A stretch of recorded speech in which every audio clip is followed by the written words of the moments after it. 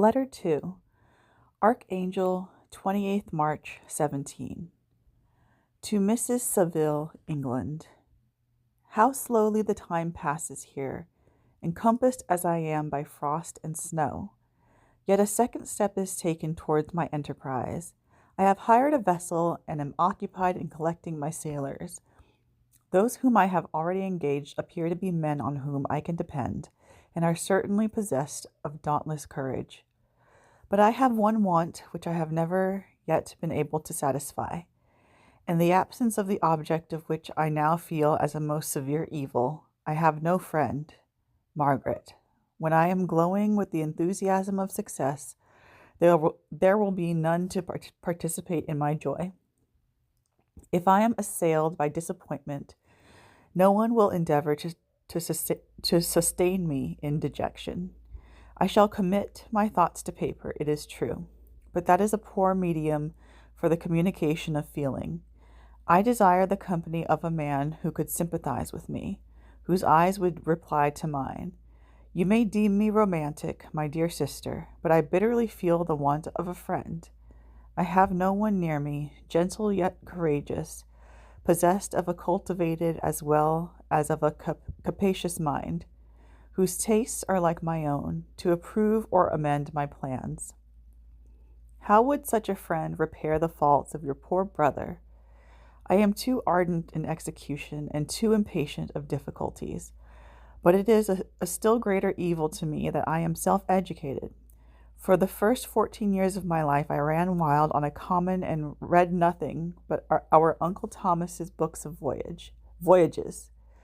At that age I became acquainted with the celebrated poets of our own country, but it was only when it had ceased to be in my power to derive its most important benefits from such a conviction that I perceived the necessity of becoming acquainted with more languages than that of my native country.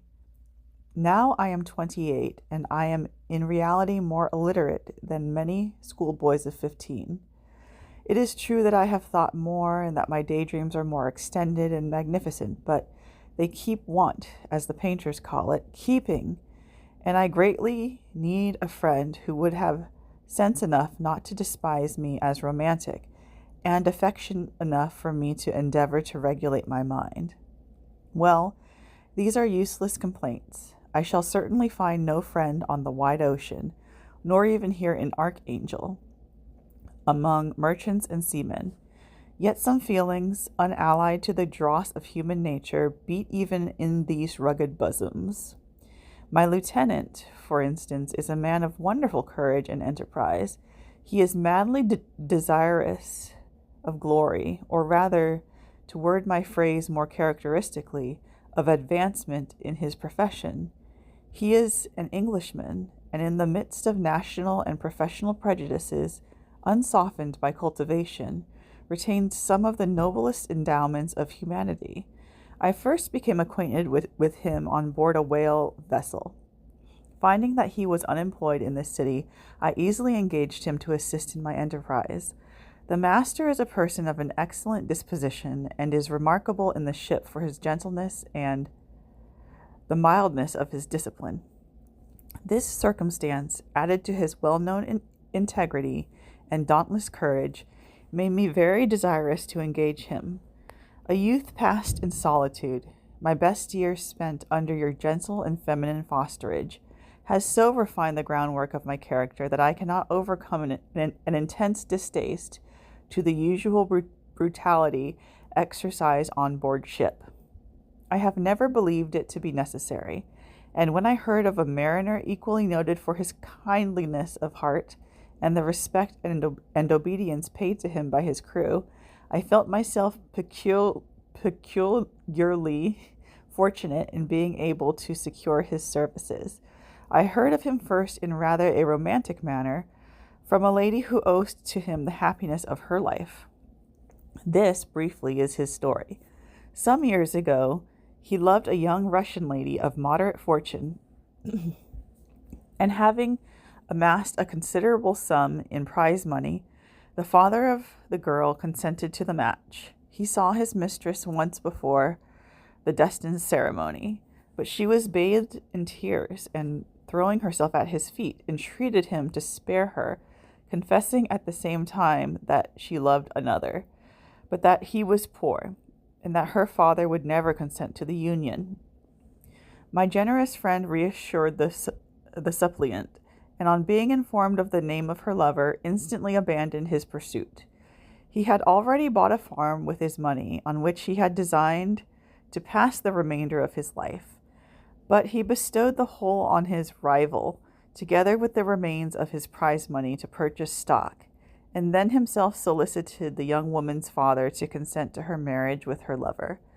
But the old man decidedly refused, thinking himself bound in honor to my friend, who, when he found the father inexorable, quitted his country, nor returned until he heard that his former mistress was married according to her inclinations. What a noble fellow, you will exclaim. He is so, but then he is wholly uneducated. He is as silent as a Turk, and a kind of ignorant carelessness attends him, which, while it renders his conduct the more astonishing, detracts from the interest and sympathy which otherwise he would command. Yet do not suppose, because I complain a little, or because I can conceive as a consolation for my toils, which I may never know, that I am wavering in my resolutions. Those are as fixed as fate, and my voyage is only now delayed until the weather shall permit my embarkation. The winter has been dreadfully severe, but the spring promises well, and it is considered a remarkably early season, so that perhaps I may sail sooner than I expected. I shall do nothing rashly. You know me sufficiently to confide in my prudence and considerateness, whenever the safety of others is committed to my care. I cannot describe to you my sensations on the near prospect of my undertaking. It is impossible to communicate to you a conception of the trembling sensation, half pleasurable and half fearful, with which I am preparing to depart.